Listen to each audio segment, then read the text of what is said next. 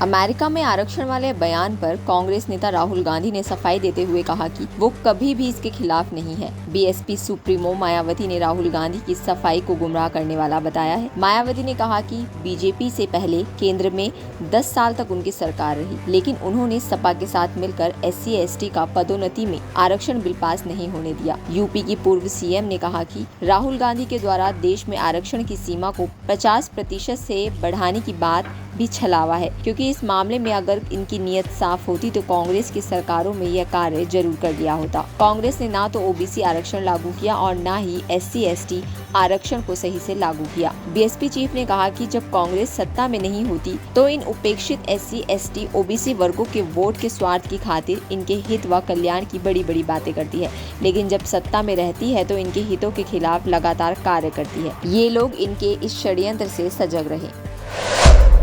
पहलवान से नेता बनी विनेश फोगाट ने बुधवार 11 सितंबर को हरियाणा की जुलाना विधानसभा सीट से कांग्रेस उम्मीदवार के रूप में नामांकन दाखिल किया। फोगाट के साथ कांग्रेस नेता दीपेंद्र सिंह हुड्डा और पार्टी के कई वरिष्ठ नेता भी मौजूद थे। नामांकन भरने के बाद विनेश ने कहा, देखिए, ये मेरे लिए बहुत खुशी की बात है कि मैं इस फील्ड में आई हूँ और ये कदम उठाया है।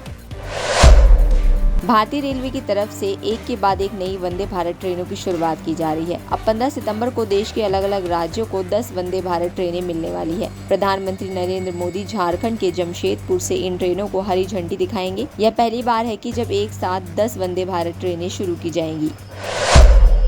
फास्टैग को क्या अब गुड बाय कहने का समय आ गया है? अब टोल टैक्स की पेमेंट करने के लिए आपको किसी टोल गेट आदि पर रुकना नहीं पड़ेगा, क्योंकि अब नया सिस्टम सैटेलाइट बेस होगा। केंद्र सरकार ने GPS आधारित टोल प्रणाली को मंजूरी दे दी है।